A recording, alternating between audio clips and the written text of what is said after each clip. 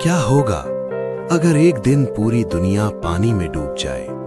ना कोई जमीन बचे, ना कोई रास्ता, ना कोई बचने की उम्मीद। लेकिन अगर उसी समय भगवान स्वयं अवतार लेकर आपकी रक्षा करने आ जाए। ये कोई कल्पना नहीं, बल्कि एक ऐसी सच्ची कथा है जहां पूरी सृष्टि विनाश के कगार पर थी और तब भगवान विष्णु ने लिया अपना पहला अवतार, मत्स्य अवतार।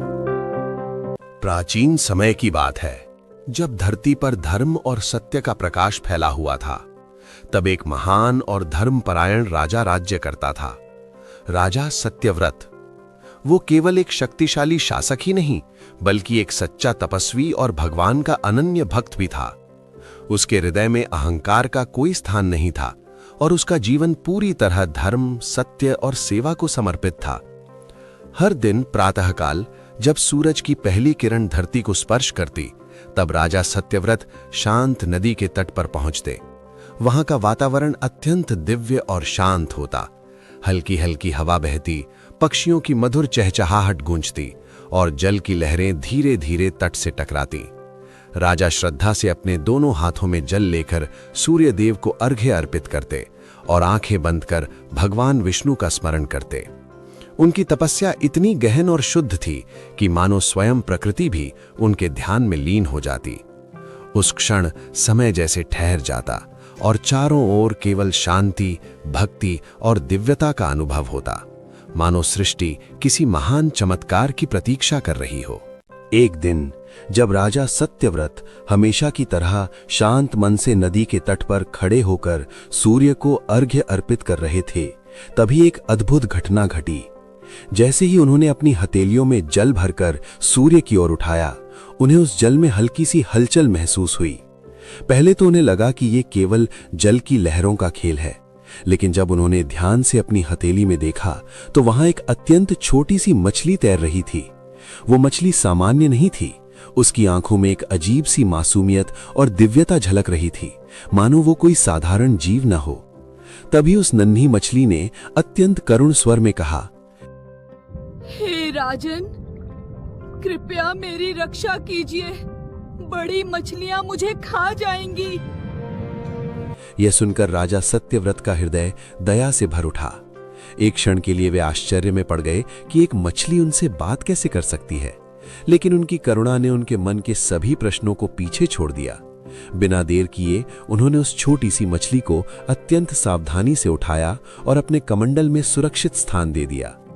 उस क्षण उन्हें यह आभास नहीं था कि यह छोटी सी घटना आगे चलकर पूरी सृष्टि के भाग्य को बदलने वाली है और यही नन्ही मछली एक महान रहस्य अपने भीतर छुपाए हुए है। अगली सुबह जब राजा सत्यव्रत अपने दैनिक कार्यों के बाद कमंडल की ओर बढ़े, तो उन्होंने जो दृश्य देखा वो अत्यंत आश्चर्यजनक था।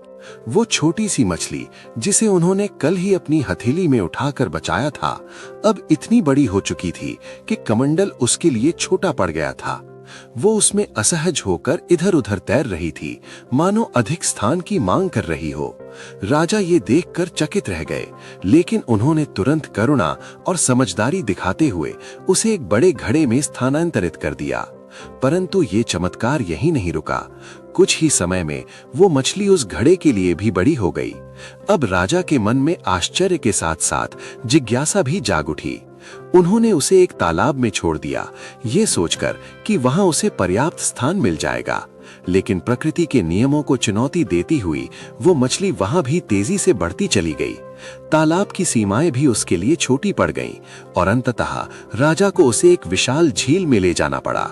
हर बार उसका आकार बढ़ता ही जा रहा था, असामान्य, अविश्वसनीय और पूरी तरह रहस्यमयी।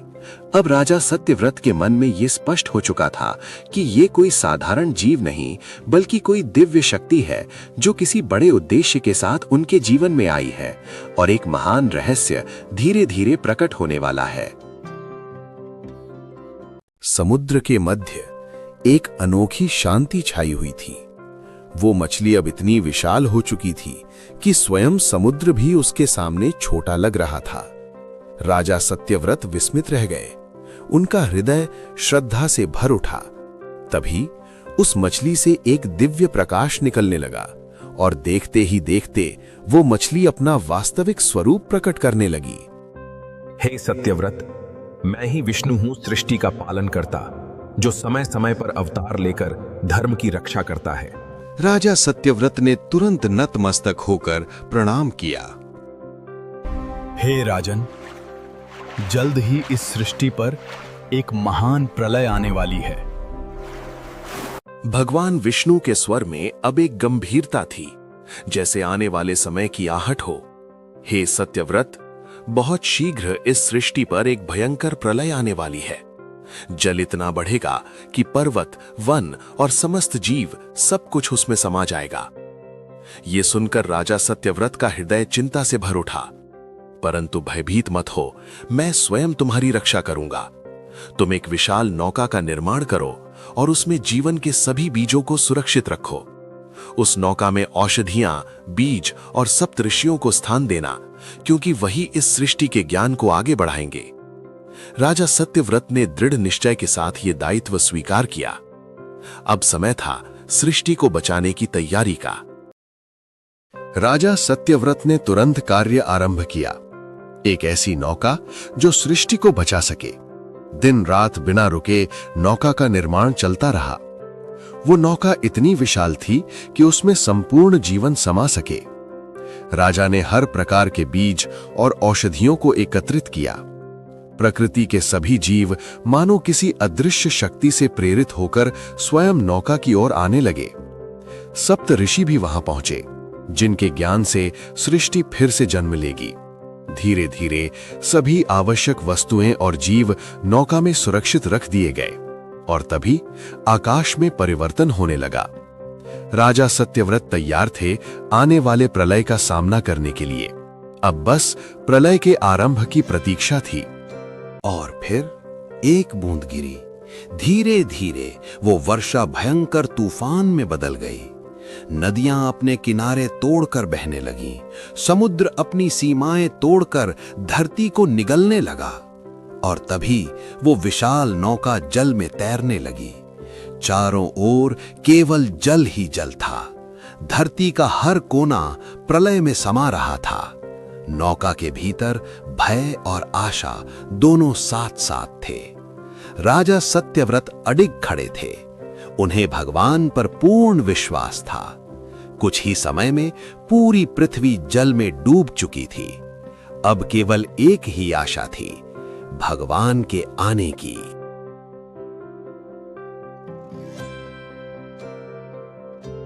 प्रलय के उस भयावह तूफान के बाद चारों ओर एक अजीब सा सन्नाटा छा गया।